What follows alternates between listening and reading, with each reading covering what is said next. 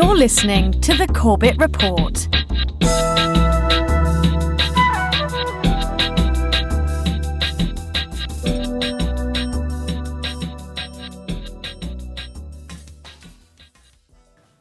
You have to hear this to believe this. The International Criminal Court in The Hague is contemplating issuing arrest warrants against senior Israeli government and military officials as war criminals.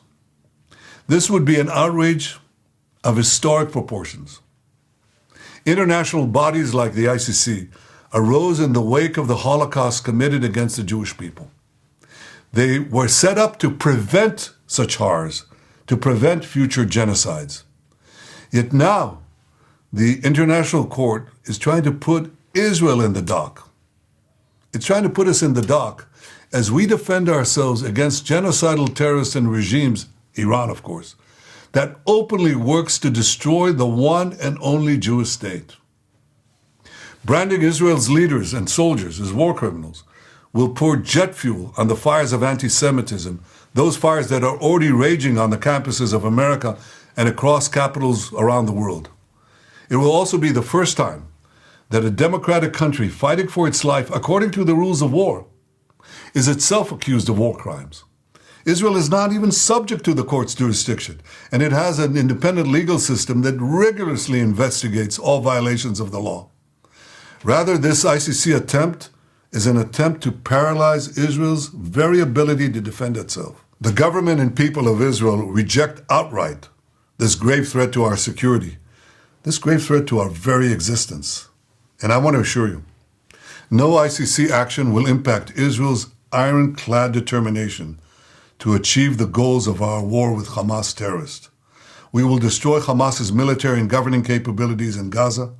We will release all our hostages, and we will ensure that Gaza never poses a threat to Israel again.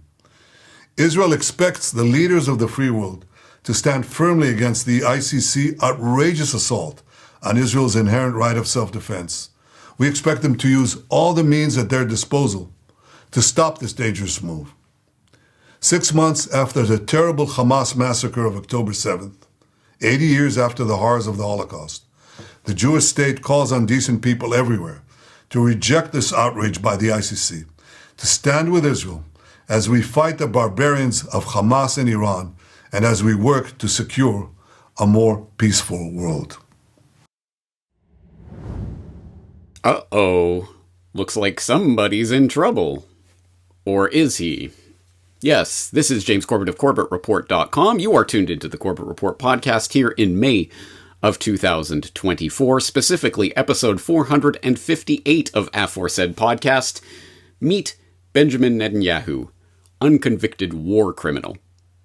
And if you are the average Joe Sixpack on the bottom rung of the propaganda pyramid, you might be a little bit aghast at the thought that the ICC is even considering bringing war crimes charges against senior Israeli military and political officials, including, of course, Israeli Prime Minister Benjamin Bibi Netanyahu for their conduct in the ongoing Holocaust against the Palestinian people. Because presumably you get your information from sources like the New York Post, the New York Times, or the New York Post, or the Jerusalem Post, or the Washington Post, or any of the other posts. Or perhaps you get your information about the biographical details of someone like Netanyahu from sources like, Will There Ever Be a Rainbow? That's a different autobiography. Bibi, My Story, the officially sanctioned autobiography of Benjamin Netanyahu, which, by the way, I will confess, I have not subjected myself to. Or just regular old mainstream milquetoast pieces of propaganda like The Resistible Rise of Benjamin Netanyahu by Neil Lockerty, which is a piece of propaganda I have subjected myself to for the purposes of today's podcast. Don't say I don't ever do anything for you guys. So, why on earth would the ICC be considering, the International Criminal Court, be considering bringing war crimes charges against a poor innocent waif like Israeli Prime Minister Benjamín Netanyahu? Well, let's start from the top and just make sure that we understand the situation. And what better place to start than from the establishment prostitutes at foreignpolicy.com, founded, of course, by Samuel Clash of Civilizations Huntington, and for a long time edited by David Mini Kissinger Rothkopf. So you know it's a trustworthy source. Anyway, they had this article up recently. Can the ICC actually arrest Netanyahu? A former ICC president answers questions about the top court's jurisdiction in the Israel-Hamas war. So, spoiler, TLDR, theoretically, yes, but fat chance that the US is going to allow it. Anyway, let's start by just getting some details here. In the weeks following Hamas's October 7th attack on Israel last year, the top prosecutor of the International Criminal Court, the ICC, Karim Khan, repeatedly warned those engaged in the war to proceed with extreme care, specifically cautioning against using starvation as a weapon of war. 6 months on, with Gaza experiencing a full-blown famine and more than 75% of its population displaced, the Israeli and international media are abuzz with news about the ICC potentially issuing arrest warrants against senior Israeli officials, including Prime Minister Benjamin Netanyahu. All right, okay, fair enough. So, what does this mean? And does the ICC have jurisdiction over Israeli nationals? The ICC can prosecute nationals of a state that is party to the Rome Statute.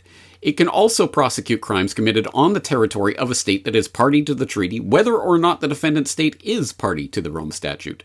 Even though Israel is not a party to the treaty, Palestine is a member state. Thus, the ICC can prosecute Israeli officials for complicity in crimes that Israel Defense Forces, IDF soldiers, allegedly committed on Palestinian territory. Conversely, the court has jurisdiction over individual members of Hamas, as Palestinian nationals, for the international crimes they allegedly committed in Israel as well. The same legal principle has been used in the case of Russia, which is not a party to the Rome Statute. Statute? In 2022, a group of 39 countries, including France, Germany, and the United Kingdom, called on the ICC to investigate the Russian invasion of Ukraine. This resulted in the ICC issuing an arrest warrant against Russian President Vladimir Putin, remember that? For committing war crimes on Ukrainian territory, a move that was applauded by US President Joe Biden when he was informed what year it was and what was happening. Thus, it would be contradictory for any of these states to accept the ICC's jurisdiction over Russian nationals, but not those of Israel. And we all know, hypocrisy? No, certainly. They would never think of being hypocritical about this. Anyway, well, surprise, spoiler, none of this really matters. As it goes on to say, it is regrettable that some states have been unwilling to support the court, notably in the execution of arrest warrants, when their friends and allies are concerned. For example, many African and Middle Eastern governments, such as the Democratic Republic of the Congo, Jordan, Malawi, Nigeria, and South Africa, failed to arrest former Sudanese President Omar al-Bashir when he traveled to their countries. This has left many of the court's arrest warrants unexecuted. In some instances, member states such as Canada, Germany, Nigeria, and the UK have made public statements in support of their political allies in situations before the court, notwithstanding that such statements are purely political and tend to undermine the global perception of the court. Indeed, well, we wouldn't want to undermine the global perception of this austere court, would we? Well, still, what are the actual charges? I mean, what would they specifically be prosecuting for?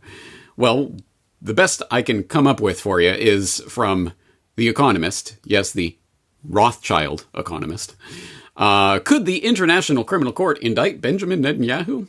Which goes on to say that as for the alleged crimes, Israeli legal officials suspect the ICC, they don't know, but they suspect the ICC is investigating the obstruction of humanitarian supplies into Gaza, which international aid organizations claim has brought parts of the enclave to famine. The ICC could be considering an indictment on international starvation, a war crime. It might be partly based on the statements of some Israeli ministers, which suggested that Israel should impose a siege on Gaza and block all supplies to it in the wake of the October 7th attack.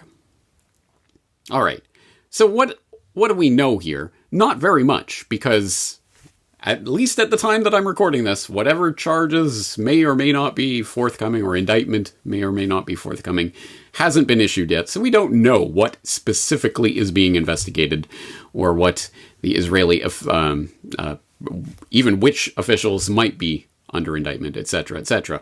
But, as already stated, number one, this is not going to happen.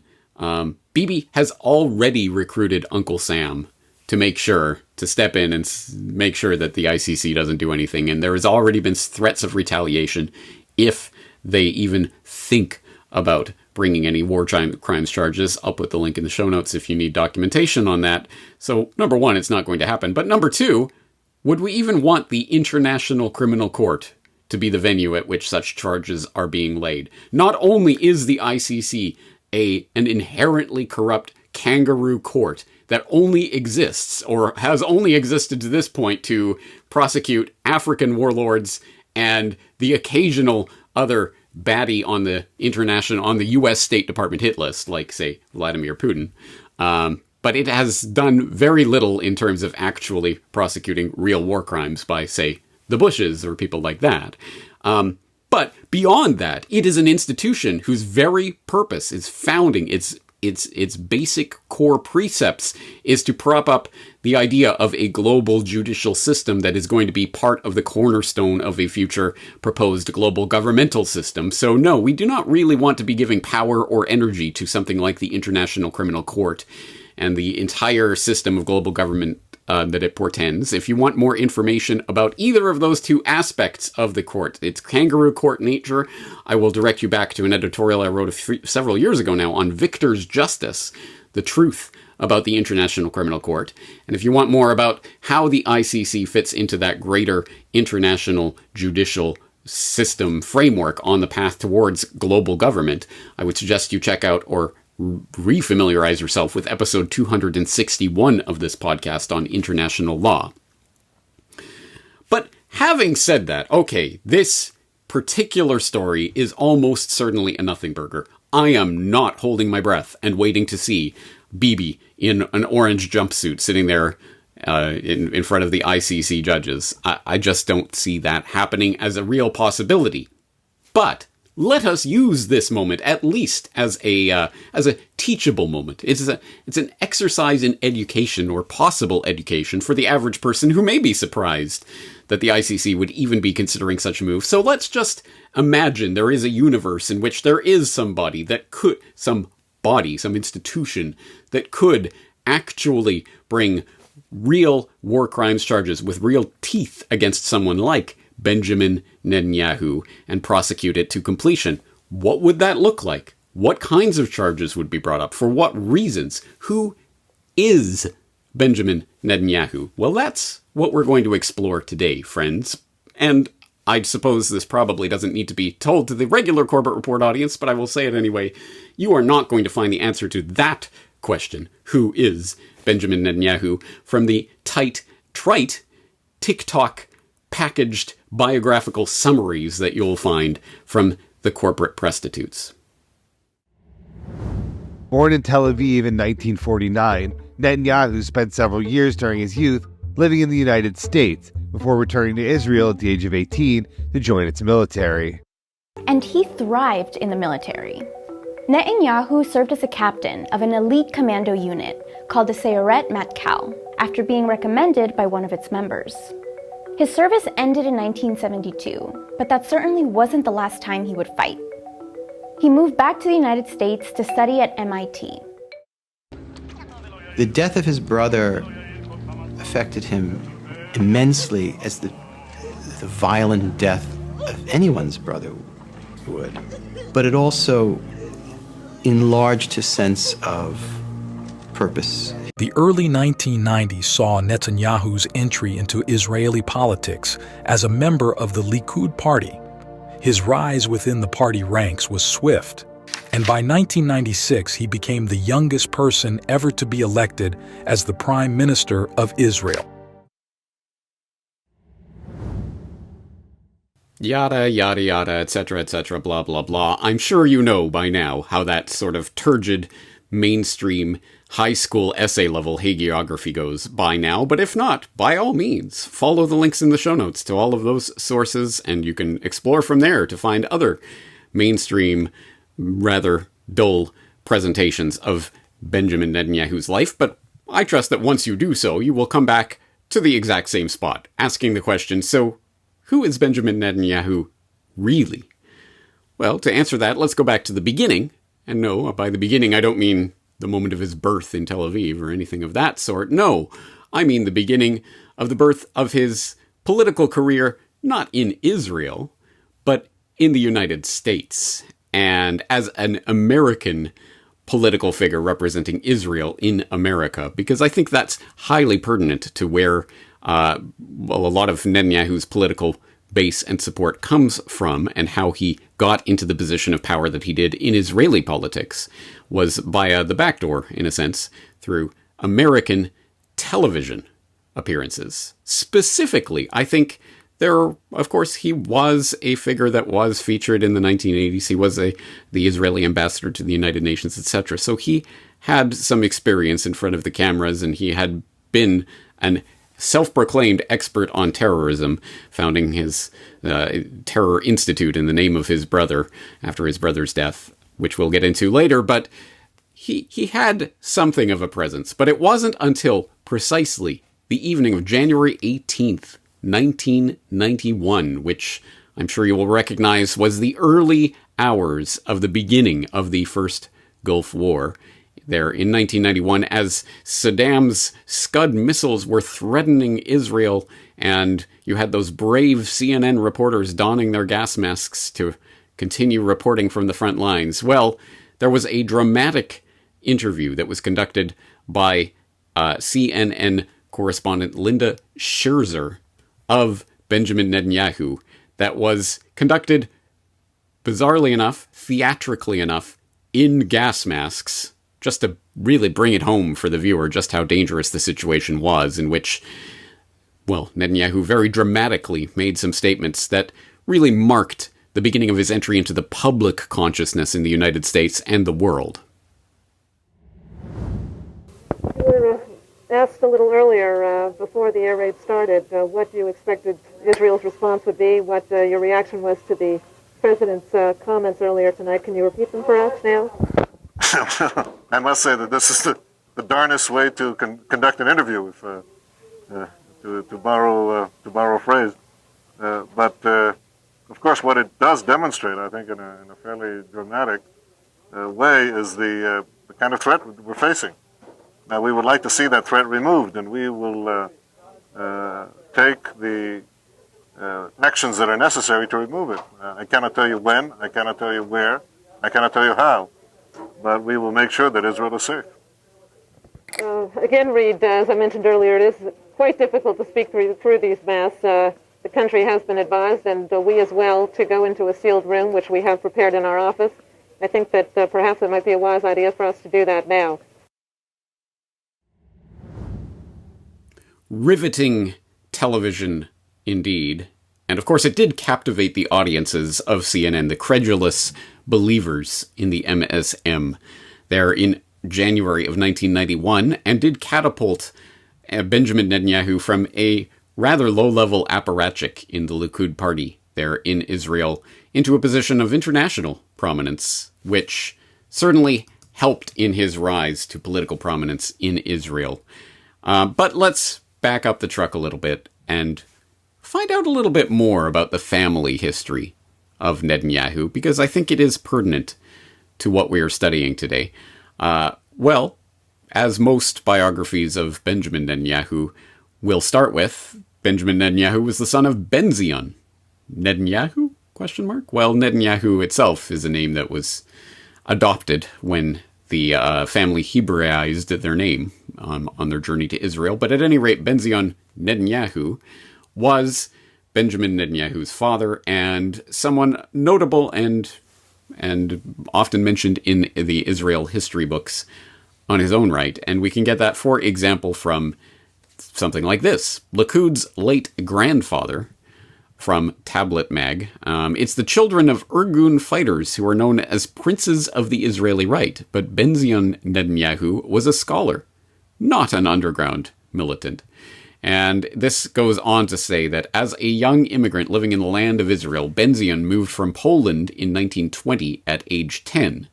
He became involved with the militant revisionist Zionist movement of Zeev Jabotinsky, editing a series of revisionist newspapers during the 1930s and 1940s. He also served as the private secretary to Jabotinsky during the movement leader's final years. Benjamín Netanyahu's affiliation with Jabotinsky certainly didn't make him popular in the Israel of the 1950s. At that time, Israel was dominated by the Labour Party of David Ben-Gurion, and it wasn't a friendly environment for veterans of the revisionist movement and its various military undergrounds, like the Irgun. But, don't worry, guys. Netanyahu's father, he was kind of in that mix of these Irgun militants and revisionist Zionist extremists, but he was more of an academic. He wasn't one of those guys, right? But still, Irgun. Where have I heard about the Irgun before? After a bomb explosion caused by terrorists on the British headquarters at Jerusalem, one entire corner of the King David Hotel, a building of 7 stories, was razed to the ground. The stone floors were cut clean. In scenes eerily reminiscent of New York 55 years later, the Jerusalem bomb was the beginning of terrorism as a media event, designed to capture the world's attention. The latest casualty list included 65 killed, 47 injured. The perpetrators, Zionist Jews, members of Menachem Begin's Irgun terrorist network. Begin, who would one day become Prime Minister of Israel, described this tactic as turning Palestine into a glass house, where the entire world was looking in. I think it was one of these acts of violence that ahead of its time, in an era before CNN, before instantaneous news, was choreographed precisely to attract international attention. We were a minority, but we were a minority with a clear ideology that we must have a Jewish state to rebuild the state which was existing many, many hundreds of years ago. The bombing of the King David Hotel was perhaps one of the most significant terrorist incidents of the 20th century.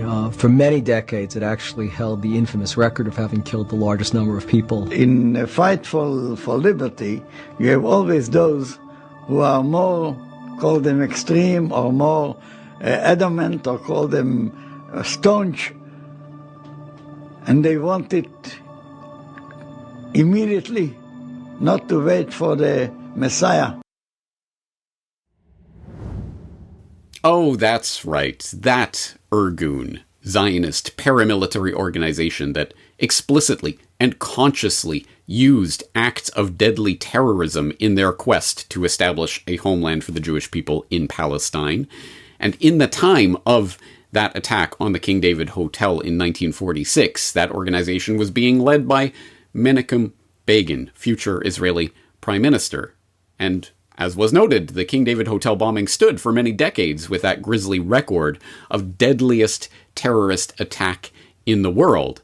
So the question has to be raised. What does Benjamín Netanyahu, the founder of the Yonatan Institute, named after his slain older brother, which seeks to determine the roots of terrorism and explore the ways and means by which that threat can be stamped out. What does Benjamín Netanyahu have to say about Begin and his deadly terrorist legacy? Surely he must condemn the acts of violence used in a struggle for freedom by an oppressed people against an oppressor, right? So in many ways, Menachem Begin symbolized the essence of our struggle for liberty. He fought for it, he sacrificed for it, he achieved it. And it is our struggle to be a free people in our ancestral homeland that guided his life, and he serves as an emblem and as an example for future generations because the battle is never over. Oh, of course. Yes, in fact, it gets even more disgusting than that appreciation of bloodletting and terrorism, as even Haaretz documents in an interesting article from a few years ago on Zionism's terrorist heritage, which talks about Netanyahu's penchant for getting up and moralizing about those dastardly Palestinian terrorists. But what Netanyahu did not say was that entire birthright trips could be built around the plaques and monuments which Israel has erected in recent years to honor the bombings and other terrorist killings committed by the members of the Irgun. It talks about that, of course, the paradigmatic terror event of the founding of the State of Israel, the King David Hotel bombing in 1946, the 60th anniversary of which was celebrated in a big gala festival attended by none other than Benjamin Netanyahu. At the two-day 60th anniversary event at the Menachem Begin Heritage Center in 2006, Netanyahu joined IZL veterans and academics who sought to prove once and for all that the bombers and gunmen of Begin's IZL and of future Prime Minister Yitzhak Shamir's radical Lehigh Underground, which carried out high-level political assassinations, had been freedom fighters and not terrorists. The climax of the 60th anniversary observance was the unveiling of a large plaque near the King David commemorating the bombing. At the time, Simon MacDonald, the British ambassador to Israel, along with Consul General John Jenkins, wrote to the mayor of Jerusalem protesting the plaque. "We don't think it's right for an act of terrorism to be commemorated," they wrote. The British embassy added that there is no credible evidence that any warning reached British authorities. The text of the plaque was altered slightly, but the monument remained. And of course, Netanyahu was there to help unveil it. Awesome! Yes, this is exactly the type of person that Bibi Netanyahu really is. But we are jumping the timeline here, because if we want to really start examining the criminality of Benjamin Netanyahu, we have to look way back in the past, well before his political career ever began, back when he was a lowly businessman in the United States. Or so people thought. Yes, if you read any mainstream biography of Benjamin Netanyahu, they will inevitably talk about his early life, the importance of his father and his influence on the family, and of course, the influence of his older brother, Benjamin's older brother, Yonatan, who has become a folklore hero in Israel state lore as an IDF fighter who fought in the Six-Day War, rose to prominence with a Medal of Distinguished Service and was given command of one of the leading armored brigades in the Golan Heights, who ended up being the only Israeli military officer killed in the famed Operation Entebbe, a counter-terror mission in Uganda, which in 1976, it was a huge success, really. 102 of the 106 hostages who had been kidnapped by Palestinian and German terrorists were freed by the valiant IDF, but Yonatan ended up being the only person killed. And as a result, of course, Benjamin Netanyahu created the Yonatan Institute to commemorate his brother and to work towards ending terrorism and blah, blah, blah. What these biographies, however, won't tell you about that interesting time in Netanyahu's life there in the early 1970s is, his participation in a criminal Israeli nuclear smuggling ring in the United States. In terms of the FBI uncovering a multi-node network, this one happened to be centered in California. Milco was a company that was incorporated in 1972 by a man named Richard Kelly Smythe, who, when he was discovered sending 800 Krytrons, which are dual-use items that could be used to trigger nuclear weapons, when he was discovered doing that, he skipped bail in the mid-1980s and disappeared until he was picked up by Interpol in the early part of 2000. And so the story is interesting and explosive because after multiple attempts and denials, we had a document release in which the key contact, or one of the key contacts that Smythe was meeting with to set up sales in Israel, was none other than Benjamin Netanyahu. And so the document which I'm kind of holding up right here for the people who are on video, actually names Benjamin Netanyahu as being an employee of Heli Trading Company, which was the node in Israel that would receive Ministry of Defense requisitions that they would pass on to Milco. And so the interesting thing about this, of course, is the high-profile nature of Benjamin Netanyahu, the fact that the smuggling ringleader has been identified as Arnon Milchan, a person any American knows for his movie productions such as Pretty Woman and other favorites, who is running this and who a recent book has named as being a top economic espionage spy for Lacom, who worked under Benjamin Bloomberg and Raphael Eitan. But the FBI document that we published on July 4 related to an antiwar.com story was really short and direct. And its core focus was on the fact that in a period when Netanyahu was building himself up as a leader in the terrorism industry, hosting major conferences, having just returned from his studies in the United States, hosting major conferences in the Jonathan Netanyahu Terrorism Institute, named after his brother who was killed on the raid on Entebbe. Here's a person who was supposed to be working as a furniture company executive, and yet these documents, which are very credible because of what they were, which is testimony from Richard Kelly Smith after he was returned from his exile overseas and finally forced to serve a prison sentence. These were the statements that he made to FBI agents in the district attorney office when they debriefed him and wanted to know what the extent of the nuclear technology smuggling network was. And boom, there's Benjamin Netanyahu. But what's a little nuclear smuggling between frenemies, am I right? Okay, we could talk about that. And if you are interested, I will, of course, direct you to the show notes for today's in-depth exploration at corbettreport.com/Netanyahu, where you can find out more about those details and many others. Or we could talk about the ongoing bribery and corruption charges against Benjamin Netanyahu that are still continuing to be pursued to this day. Yes, if you don't know about Case 4000 and all of the implications of that, I will direct you to the previous work that James Evan Pilato has done on that with myself over at New World Next Week, or you can even read about the latest updates on that. But that's not what we're talking about today. We're not talking about the regular, everyday, run-of-the-mill criminality that defines the kakistocracy of every single nation-state on Earth, Israel, of course. No exception. No, we're talking about crimes against humanity, war crimes, something much different, something presumably with much greater gravitas and much heavier implications. So where do we go to learn more about this concept of war crimes, crimes against humanity, crimes against peace? What does that mean?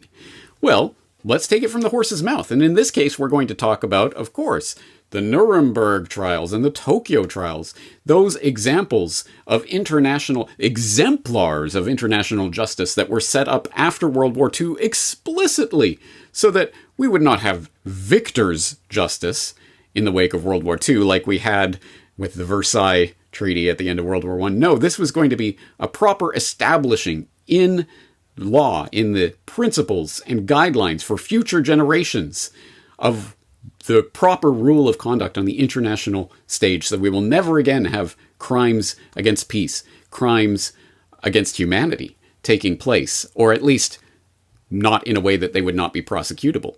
Right? Well, okay, as conspiracy realists in the crowd will no doubt interject, yes, well, of course, the Tokyo trials and Nuremberg actually ended up being the paradigmatic examples of victor's justice and the most egregious kind, but that being pushed aside for the moment, let's just see what these are the ideals, the principles that were espoused in international law that we know that will never be actually applied on an equal footing, and that the ICC or any other globalist institution is never actually going to wield. But let's see what they are. Let's look at the Charter of the International Military Tribunal for the Far East, which established the jurisdiction of that court, which was presuming to rule over primarily the Japanese defendants at that time.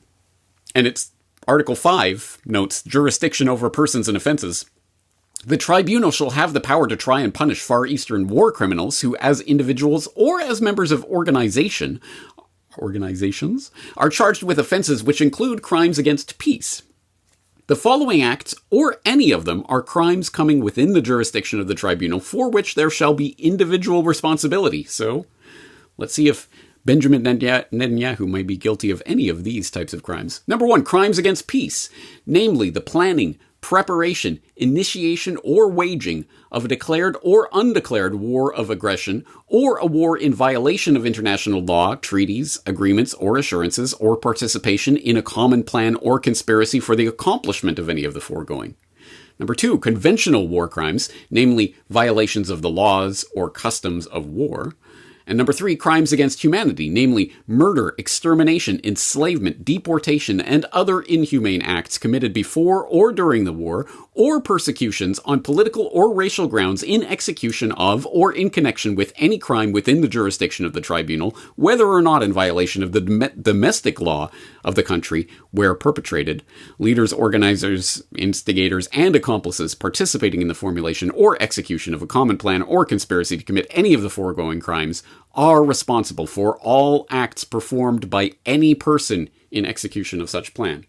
Again, a very high-minded ideal. Can you imagine if that was applied across the board and without thinking about the particular allegiance of any given person who is accused of such crimes? Well, let's do that and see if that does apply to Benjamin Netanyahu. So let's see. Well, for example, we could turn to the waging of the illegal war of aggression of the United States in Iraq in 2003, which is quite widely recognized as an illegal war at this point. And who was there cheerleading for that war and presumably then guilty of, number 1, crimes against peace, the planning, preparation, and initiation, let alone the waging, of a declared or undeclared war of aggression? So did Netanyahu have any role to play in the U.S. illegal invasion of Iraq? And I must be honest and fair. This is not a court of law. This is not a question of legalisms. It's a question of a realistic assessment of a threat, a palpable threat to our common civilization. There is no question whatsoever that Saddam is seeking and is working and is advancing towards the development of nuclear weapons. No question whatsoever. And there is no question that once he acquires it, history shifts immediately. If you take out Saddam's regime, I guarantee you that it will have enormous positive reverberations on the region. The application of power is the most important thing in winning the war on terrorism. If I had to say, what are the 3 principles of winning the war on terror? It's like, what are the 3 principles of real estate, the 3 L's, location, location, location? The 3 principles of winning the war on terror are the 3 W's, winning, winning, and winning. The more victories you amass, the easier the next victory becomes. The first victory in Afghanistan makes the second victory in Iraq that much easier. The second victory in Iraq will make the third victory that much easier too, but it may change the nature of achieving that victory. It may be possible to have implosions taking place. I don't guarantee it, Mr. Turney, but I think it makes it more likely, and therefore I think the choice of Iraq is a good choice. It's the right choice. Yeah. Initiation of a war of aggression? Well, check there, but how about the planning of that war? Well, it's an interesting tidbit that will be known to viewers of the False Flags documentary, The Secret History of Al-Qaeda, available at corbettreport.com/Al-Qaeda, all one word, that, in fact, the plan for toppling Saddam Hussein in the wake of 9/11, basically pinning the false flag events of September 11, 2001 on Saddam Hussein and using that as an excuse to topple the Iraqi regime, that was really a plan that was forwarded over Not from the Project for a New American Century, which, as I'm sure people know by now, was that gaggle of neocons who, from the time of the late 1990s onwards, was calling for the toppling of Saddam Hussein, but from a document called Clean Break, a new strategy for securing the realm, which was a policy planning document that was put together by a study group led by Richard Pearl, involving Douglas Feith, David Wurmser, and other people who would go on to become the core neocons infesting Bush's Pentagon, who took that plan, originally forwarded in the Clean Break document, and made it operational. And wait, who was that Clean Break document actually prepared for? Oh, that's right. Israeli Prime Minister Benjamin Netanyahu. In 1996, a group of prominent neoconservatives, including Richard Pearl, Douglas Feith, and David Wurmser, wrote a report for then Israeli Prime Minister Benjamin Netanyahu, titled A Clean Break, a New Strategy for Securing the Realm. The report urged Israel to shape its strategic environment by weakening, containing, and even rolling back Syria. The way to do this, the report concluded, was to focus on removing Saddam Hussein from power in Iraq, an important Israeli strategic objective in its own right, as a means of foiling Syria's regional ambitions. In 1997, 25 prominent neocons, including 10 who would go on to serve in the Bush administration, and even Jeb Bush, the future president's brother, signed a statement of principles as the founding charter of a new think tank called the Project for the New American Century. The statement called on then-President Clinton to reverse the defense spending cuts that marked the post-Cold War era and to increase defense spending significantly. In 1998, the group followed up with an open letter to Clinton urging him to turn your administration's attention to implementing a strategy for removing Saddam's regime from power. Surrounding himself with neocons on the campaign trail, and eventually installing those neocons in all of the key security positions in his cabinet, President George W. Bush wasted no time in making these regime change dreams a reality. As Treasury Secretary Paul O'Neill later revealed, at his first major National Security Council meeting, held just 10 days into the new administration, President Bush tasked Secretary of Defense Donald Rumsfeld and Joint Chiefs of Staff Chairman Hugh Shelton to begin preparing options for the use of U.S. ground forces in the northern and southern no-fly zones in Iraq to support an insurgency to bring down the Saddam regime. The second National Security Council meeting of the Bush administration, held 2 days later, also discussed regime change in Iraq, with one briefing document at the meeting marked secret and bearing the title, Plan for Post-Saddam Iraq. From the very first instance, it was about Iraq, it was about what we can do to change this regime. Now, everybody else thought that grew out of 9/11. No. But this book says it was day one of this administration. Day one, these things were laid and sealed. You know, come to think of it, maybe that's why Netanyahu was caught in the wake of 9/11 openly gloating about how the events of September 11, 2001 were great for Israel. The Israeli newspaper Ma'ariv has reported Israel's former Prime Minister Benjamin Netanyahu has publicly said the September 11th attacks have been good for Israel. Netanyahu said, quote, "We're benefiting from one thing, and that is the attack on the Twin Towers and Pentagon and the American struggle in Iraq." End quote. Netanyahu then reportedly said these events, quote, "swung American public opinion in our favor." I'll invite you to stew on that in your own time, but meanwhile, yes, okay, anyway, crimes against peace, yes, all right, check mark.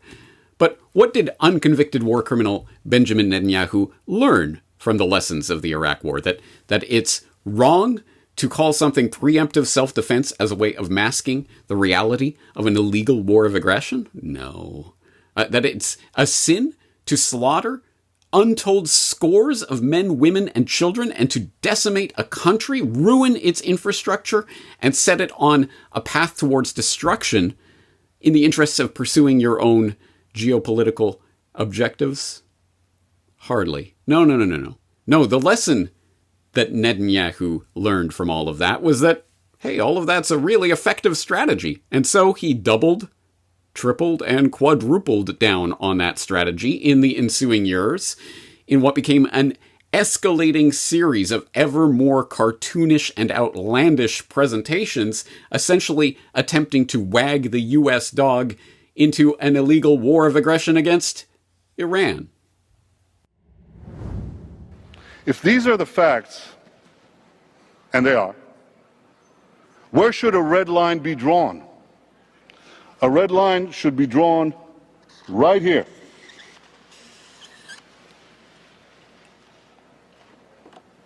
Before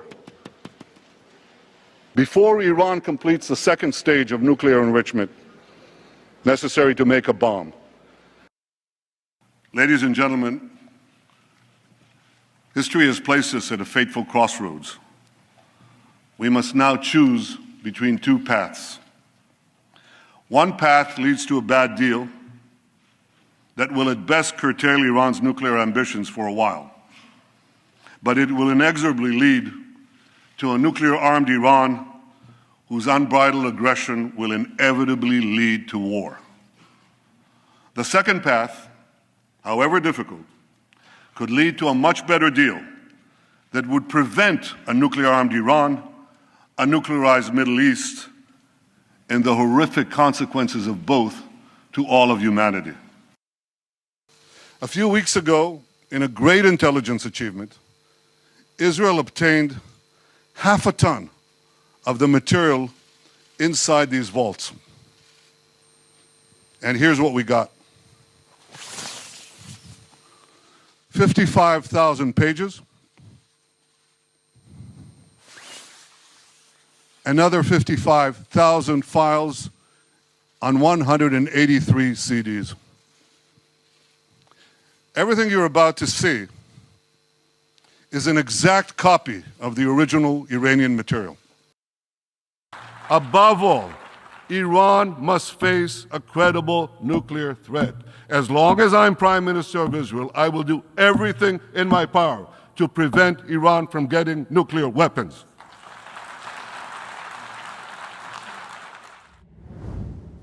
There is doubtless much else to document in the ignoble history and career of Prime Minister Benjamin Netanyahu, Israel's longest-serving prime minister.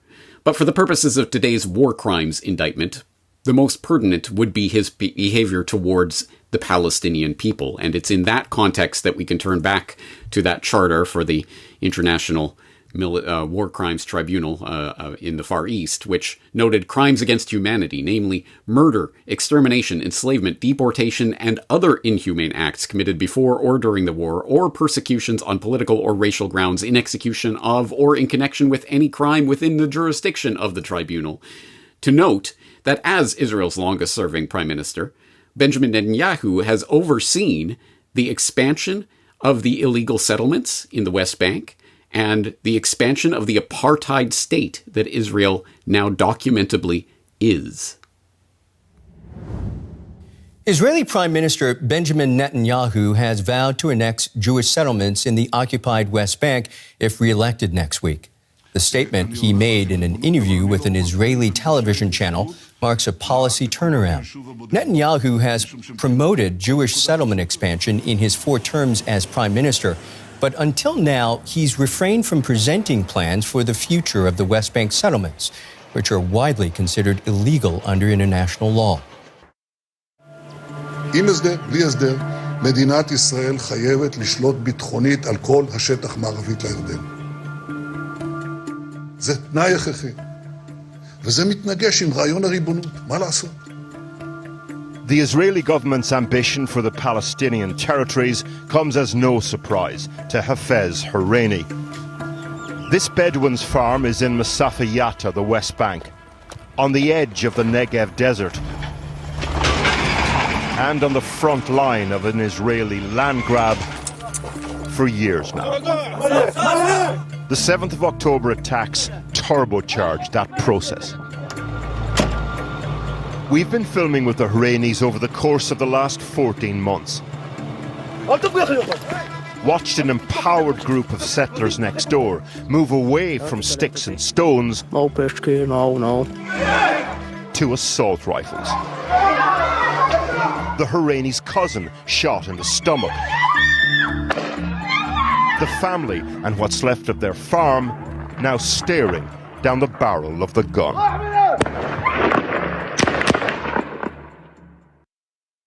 Military checkpoints, Jewish-only roads and towns, color-coded ID cards, and a separate set of laws for Palestinians and Israelis.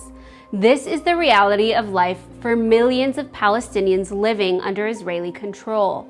From the occupied West Bank and East Jerusalem to Israel and the Gaza Strip, Palestinians are living under a system of laws and rules that discriminate against them based on one principal factor: the fact that they are Palestinian.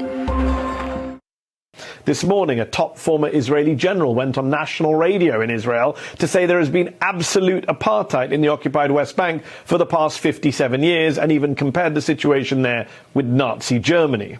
And writing in the Israeli newspaper Haaretz this week, South African-born Jewish journalist Benjamin Pogren said that he had spent years arguing with all my might against the accusation that Israel is an apartheid state. However, the accusation is becoming fact, as every day sees government ministers and their allies venting racism and following up with discriminatory actions. I have to ask you, though, because we're sitting here talking and we're listening to the call I'm listening to prayer, to it. I hope you are listening to which it. is a reminder, I think, of the people who live here, but also the people who live in Gaza. What happens to them in this vision of this new settlement with Jewish settlers even in Gaza City? What I think about Gaza, the Arabs of Gaza lost the right to be in Gaza on the 7th of October. Yes, I do hear the mosque, I do hear the prayer. Things were different until the 7th of October. No Arab, I'm speaking about more than 2 million Arabs. They will not stay there.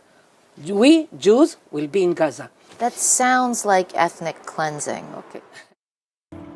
Palestinians and settlers live sometimes just a few meters away from one another, and yet their lives are completely different. Palestinians live under military rule. Some of their most basic rights are systematically violated, and they can be held indefinitely without trial or charge. Their complaints of settler violence are rarely taken seriously or even investigated. And that's why we're taking you to the village of Qusra, where Palestinians are surrounded by some of the most violent settlers. Just days into Israel's war on Gaza, settlers here killed 6 Palestinians in 24 hours. 63-year-old Ibrahim Wadi and his 25-year-old son Ahmad were gunned down during a funeral service for the other victims. They got stopped here on the main road by settlers who intercepted the funeral procession, and both Ibrahim and Ahmad were shot dead here. بعد شوي يجي الضابط يمسكه ياخده على رصيف تاني، يطلب من الجندي اللي قباله انه بدك تطلق النار عليه بمسافة 0 متر.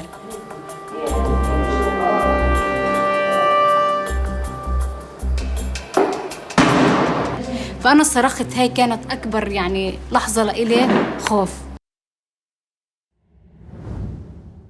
As disgusting, as egregious, as fundamentally disturbing as these wanton acts of inhumanity against the Palestinian people are, it needs to be reiterated that not only are the people who individually are performing those actions obviously legally accountable for those actions, but also leaders, organizers, instigators, and accomplices participating in the formulation or execution of a common plan or conspiracy to commit any of the foregoing crimes are responsible for all acts performed by any person in execution of such plan.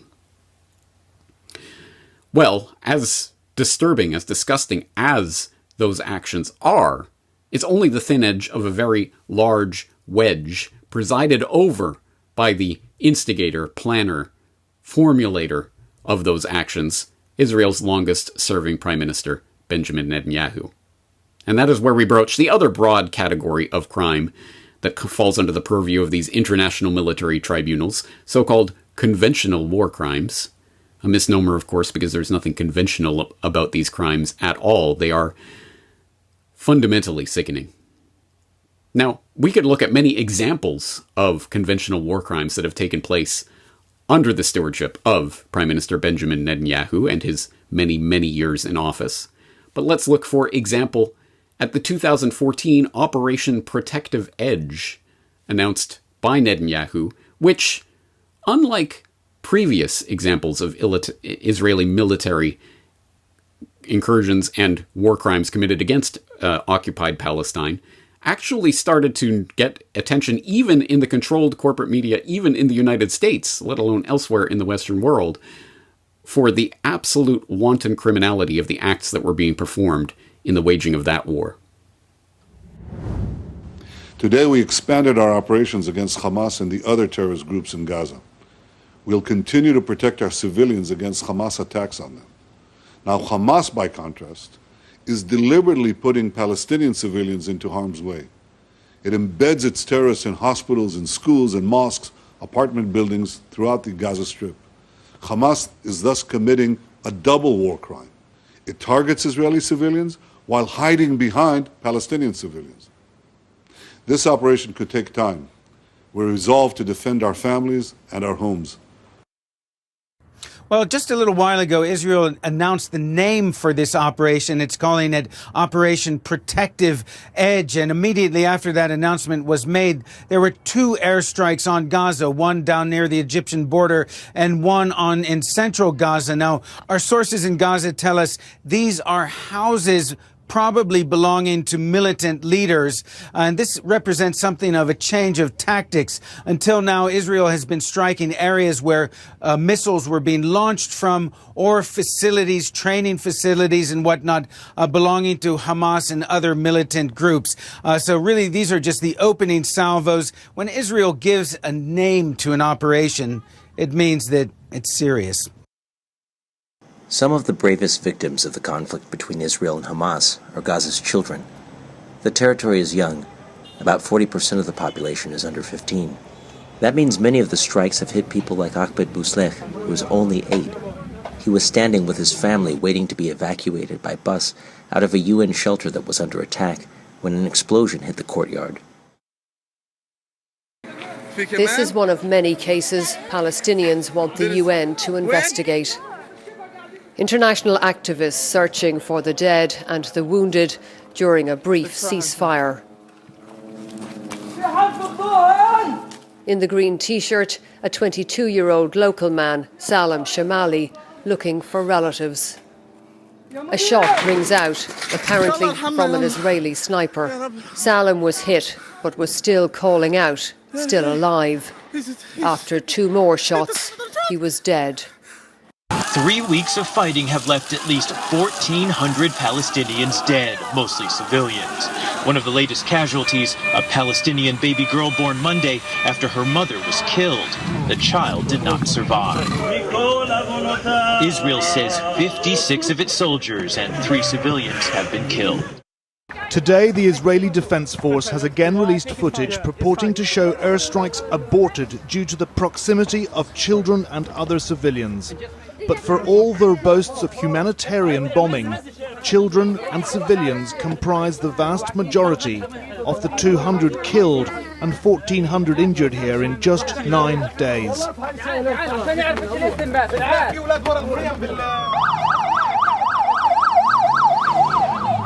It was then we learned that a third shell had killed 4 children minutes later, just down the beach. 2 still grabs from CCTV appear to show the 4 boys playing football, and then the shell strikes. But all of this, all of the documented criminality that took place under the authority of Benjamin Netanyahu, only serves as background, as context for the main indictment against Benjamin Netanyahu, his participation in the Holocaust that is taking place in Gaza as we speak. October 7 testimonies reveal Israel's military shelling Israeli citizens. This big-time report from thegrayzone.com. Israel's military received orders to shell Israeli homes and even their own bases as they were overwhelmed by Hamas militants on October 7th. How many Israeli citizens said to have been burned alive were actually killed by so-called friendly fire? Several new testimony by Israeli witnesses to the October 7 Hamas surprise attack on southern Israel adds to the growing evidence that the Israeli military killed its own citizens as they fought to neutralize Palestinian gunmen. Tuval Eskapa, a member of the security team for Kibbutz Be'eri, set up a hotline to coordinate between kibbutz residents and the Israeli army. He told the Israeli newspaper Haaretz that as desperation began to set in, quote, the commanders in the field made difficult decisions, including shelling houses on their occupants in order to eliminate the terrorists along with the hostages, end quote. Thursday's attack has been described as a massacre of civilians. Hundreds of starving Palestinians had gathered to collect food aid when they were attacked. Israel's army says its soldiers were forced to open fire because they felt threatened by the crowds. Major story overseas tonight, the deadly Israeli airstrike killing 7 aid workers delivering food to Gaza. One of the workers, a U.S. citizen. You will see the images here tonight, what was left behind. You can actually see the convoy clearly marked. It was struck 3 times. They had alerted the Israelis beforehand. The White House tonight saying it is outraged. Prime Minister Netanyahu calling it unintentional, saying it happens in war.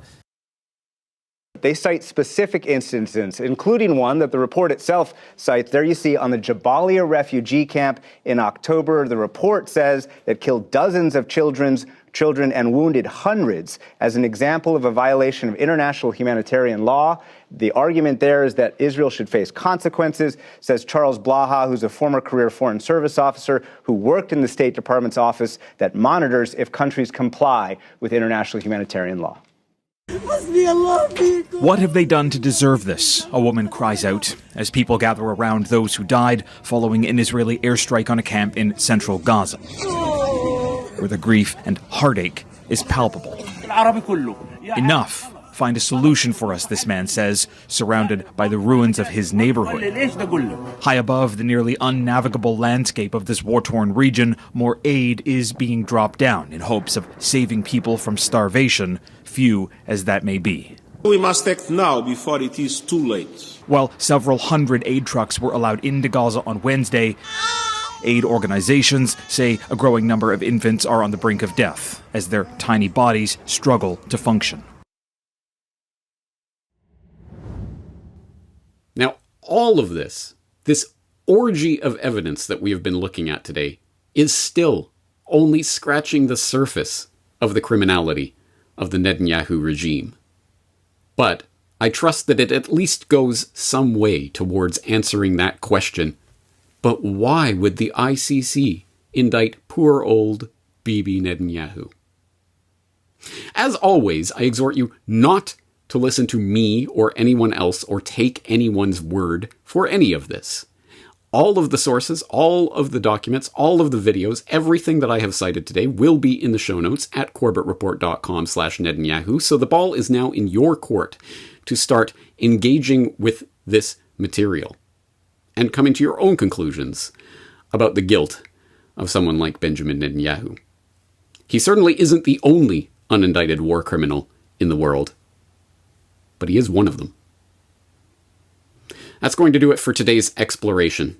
I'm James Corbett of CorbettReport.com, and I look forward to talking to you again in the near future.